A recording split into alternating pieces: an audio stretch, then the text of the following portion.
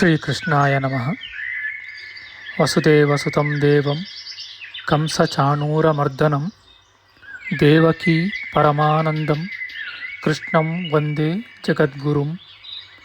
ಬ್ರಹ್ಮಸ್ಥಾನ ಸರೋಜಮಧ್ಯವಿಲಸತ್ ಚೀತಾಂಶುಪೀಠಸ್ಥಿತಂ ಸ್ಫೂರ್ಜತ್ಸೂರ್ಯರುಚಿಂ ವರಾಭಯಕರಂ ಕರ್ಪೂರಕುಂದೋಜ್ವಲಂ ಶ್ವೇತಸ್ರಗ್ವಸನಾನುಲೇಪನಯುತಂ ವಿದ್ಯುದೃಚಾ ಕಾಂತಯ ಸಂಶ್ಲಿಷ್ಟಾರ್ಧತನುಂ ಪ್ರಸನ್ನವದನಂ ವಂದೇ ಗುರುಂ ಸಾದರಂ.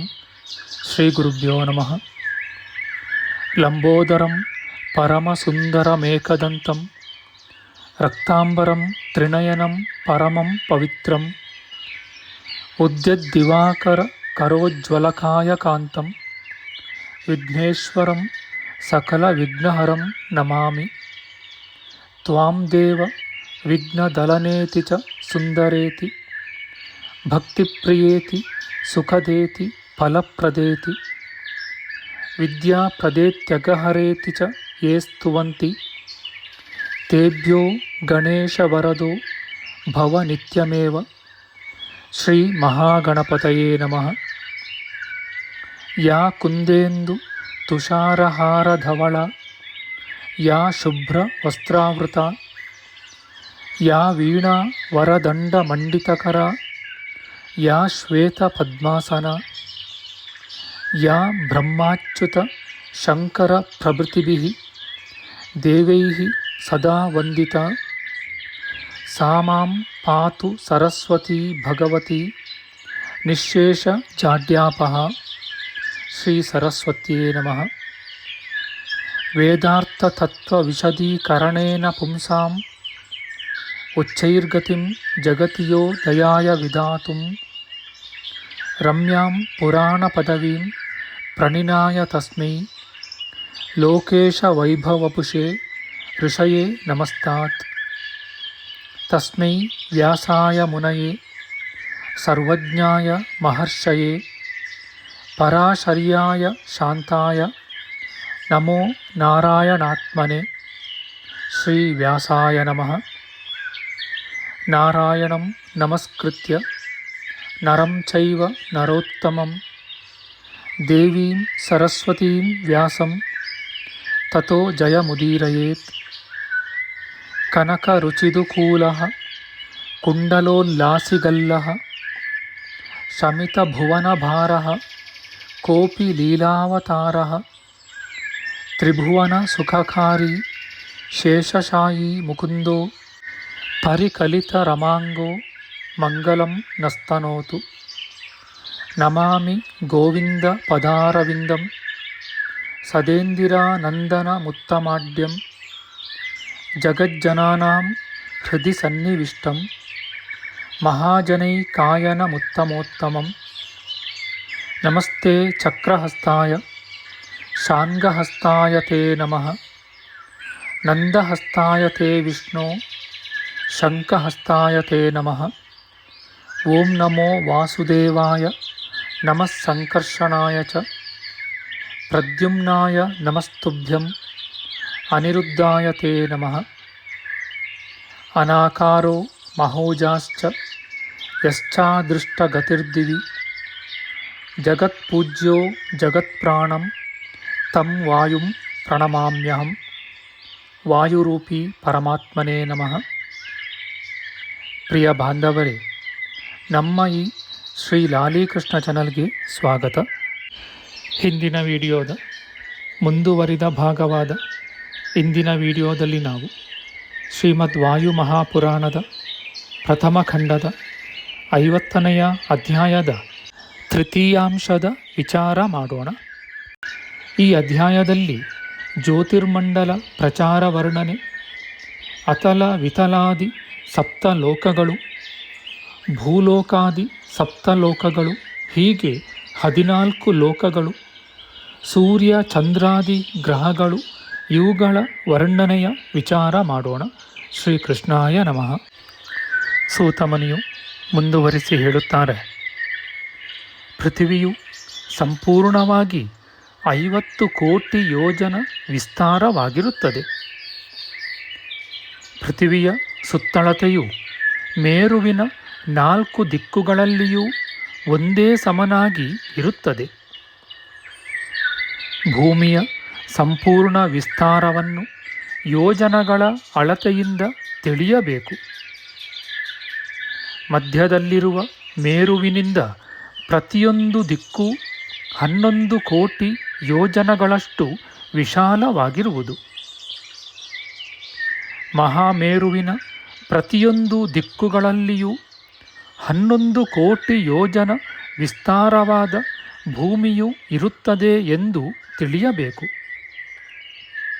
ಅದರಂತೆ ಮೇರುವಿನಿಂದ ಪ್ರತಿ ಭಾಗದಲ್ಲಿಯೂ ಪೃಥಿವಿಯ ಸಂಪೂರ್ಣ ವಿಸ್ತಾರವು 11 ಕೋಟಿಯ 89,50,000 ಯೋಜನಗಳಷ್ಟು ಇದೆ.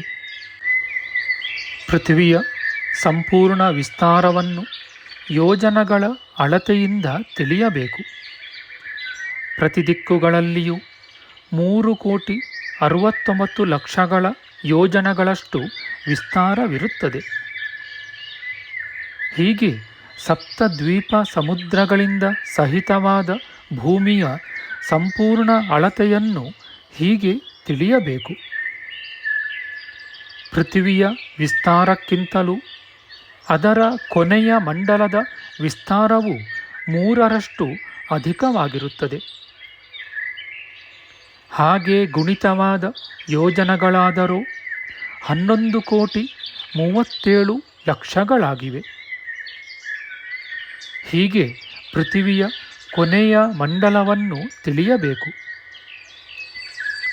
ನಕ್ಷತ್ರಗಳ ಸನ್ನಿವೇಶವು ಅಂತರಿಕ್ಷದಲ್ಲಿ ಹೇಗೆ ಮಂಡಲಾಕಾರವಾಗಿದೆಯೋ ಹಾಗೆಯೇ ಭೂಮಿಯ ಮಂಡಲಾಕಾರವಾದ ಸನ್ನಿವೇಶವು ಇರುತ್ತದೆ. ಅಂತರಿಕ್ಷವು ಮಂಡಲಾಕಾರ ಸ್ಥಿತಿಯಲ್ಲಿ ಭೂಮಂಡಲಕ್ಕೆ ಸಮನಾಗಿಯೇ ಇರುತ್ತದೆ. ಇದೇ ರೀತಿಯಲ್ಲಿಯೇ ಸಪ್ತಲೋಕಗಳು ಇರುತ್ತವೆ ಎಂದು ತಿಳಿಯಬೇಕು. ಮಂಡಲಾಕಾರವಾದ ಸ್ಥಿತಿಗತಿಗಳಿಂದ ಭೂಮಂಡಲದ ಮೇಲಿರುವ ಸಪ್ತಲೋಕಗಳು ಒಂದಕ್ಕೆ ಮತ್ತೊಂದು ಛತ್ರಿಯಂತೆ ದುಂಡಗೆ ಮೇಲ್ಭಾಗದಲ್ಲಿವೆ.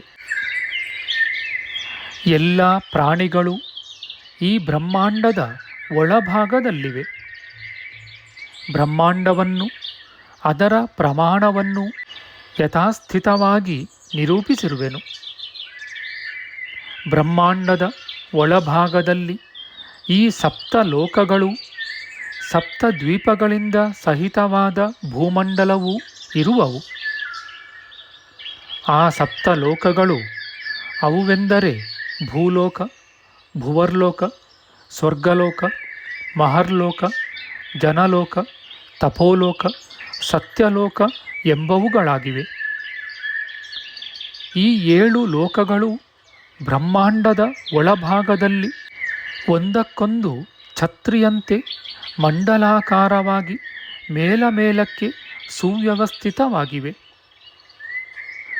ತಮಗೆ ಆವರಣಗಳಾದ ಸಮುದ್ರಾದಿಗಳಿಂದ ಆವೃತಗಳಾಗಿಯೂ ಸ್ಥಿರವಾಗಿಯೂ ನಿಂತಿವೆ. ಅವು ಹೊರಭಾಗಗಳಲ್ಲಿ ತಮಗಿಂತಲೂ 10ರಷ್ಟು ಅಧಿಕವಾದ ಜಲಾದಿಗಳಿಂದ ಆವೃತವೂ ಸ್ಥಿರೀಕೃತಗಳೂ ಆಗಿವೆ ಮತ್ತು ಪರಸ್ಪರ ಸಮುತ್ಪನ್ನಗಳಾಗಿಯೂ ಇವೆ. ಈ ಬ್ರಹ್ಮಾಂಡದ ಸುತ್ತಲೂ ಘನೋದಕ ಸಮುದ್ರವಿರುವುದು. ಈ ಸಂಪೂರ್ಣವಾದ ಭೂಮಂಡಲವೆಲ್ಲವೂ ಘನೋದ ಸಮುದ್ರದಿಂದ ಧರಿಸಲ್ಪಟ್ಟು ಆಶ್ರಯವಾಗಿದೆ.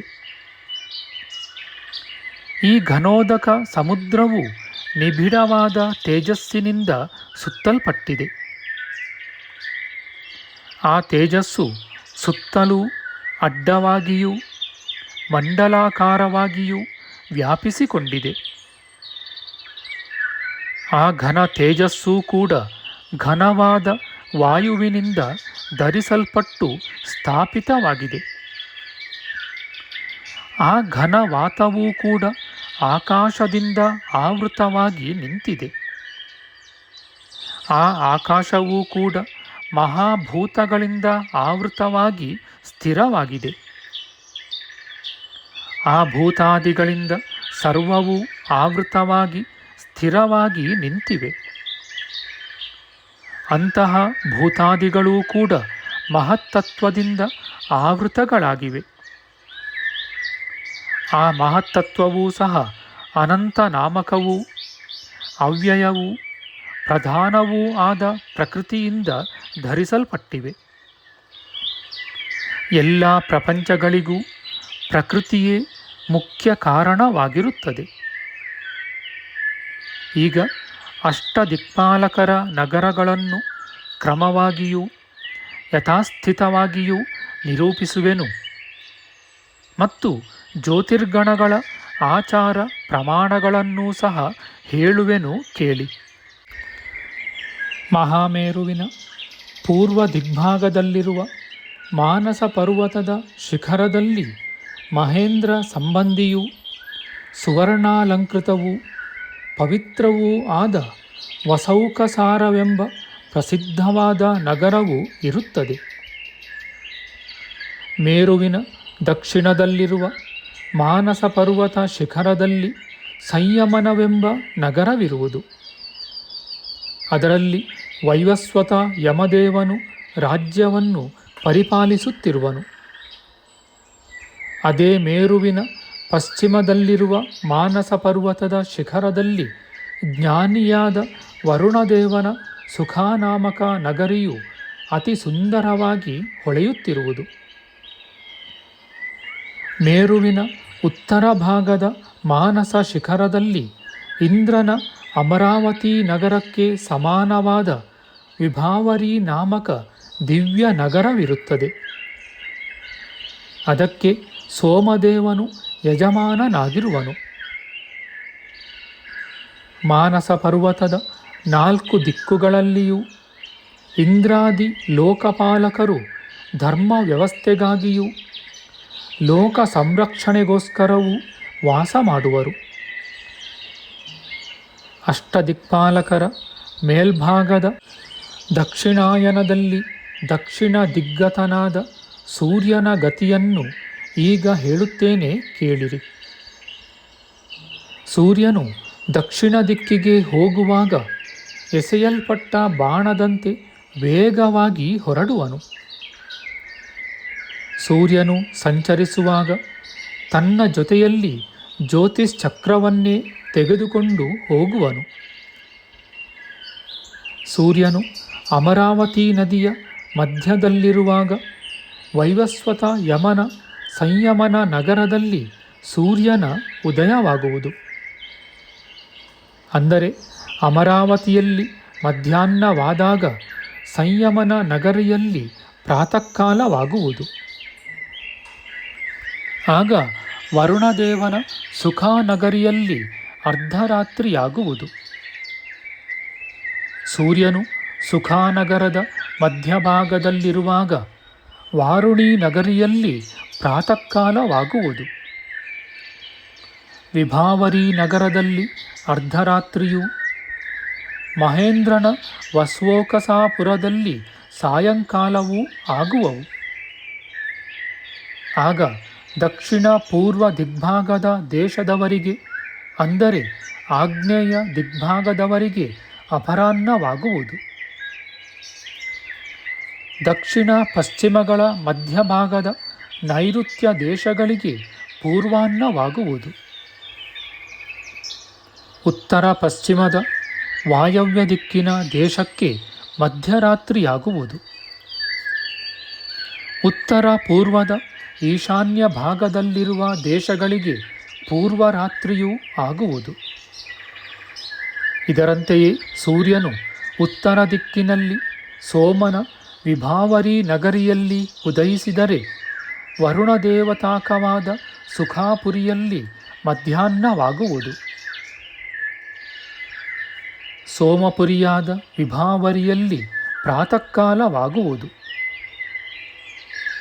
ಆಗ ಅಮರಾವತಿ ನಗರಿಯಲ್ಲಿ ಅರ್ಧರಾತ್ರಿಯೂ ಸೋಮಪುರಿಯಾದ ವಿಭಾವರಿಯಲ್ಲಿ ಸೂರ್ಯನು ಮಧ್ಯಭಾಗದಲ್ಲಿಯೂ ಇರುವನು. ಅಲ್ಲಿ ಮಧ್ಯಾಹ್ನವಾಗುವುದು. ನಮ್ಮ ಮುಂದಿನ ವಿಡಿಯೋದಲ್ಲಿ ನಾವು ಶ್ರೀಮದ್ ವಾಯು ಮಹಾಪುರಾಣದ ಪ್ರಥಮ ಖಂಡದ 50ನೆಯ ಅಧ್ಯಾಯದ ಚತುರ್ಥಾಂಶದ ವಿಚಾರ ಮಾಡೋಣ. ಆಧ್ಯಾತ್ಮಿಕ ಚರ್ಚೆ ಮತ್ತು ವಿಚಾರ ವಿನಿಮಯಕ್ಕಾಗಿ ಶುರು ಮಾಡಿದ ಈ ಚಾನಲ್ನಲ್ಲಿ ನಾವು ಅಪ್ಲೋಡ್ ಮಾಡುವ ಎಲ್ಲ ವಿಡಿಯೋಗಳನ್ನು ಸಂಪೂರ್ಣವಾಗಿ ನೋಡಿ ನಿಮ್ಮ ಸಲಹೆಗಳನ್ನು ಕಮೆಂಟ್ ಬಾಕ್ಸ್ನಲ್ಲಿ ಬರೆಯಿರಿ. ಈ ಚಾನಲ್ಗೆ ಸಬ್ಸ್ಕ್ರೈಬ್ ಮಾಡಿ ಹಾಗೂ ಬೆಲ್ ಬಟನ್ ಒತ್ತಿ ನಾವು ಹಾಕುವ ಎಲ್ಲ ವಿಡಿಯೋಗಳನ್ನು ನೋಡಿ ಪ್ರೋತ್ಸಾಹಿಸಿ. ಕೃಷ್ಣಂ ನಾರಾಯಣಂ ವಂದೇ ಕೃಷ್ಣಂ ವಂದೇ ವ್ರಜಪ್ರಿಯಂ ಕೃಷ್ಣಂ ದ್ವೈಪಾಯನಂ ವಂದೇ ಕೃಷ್ಣಂ ವಂದೇ ಪೃತಾಸುತಂ. ಶ್ರೀಕೃಷ್ಣಾಯ ನಮಃ.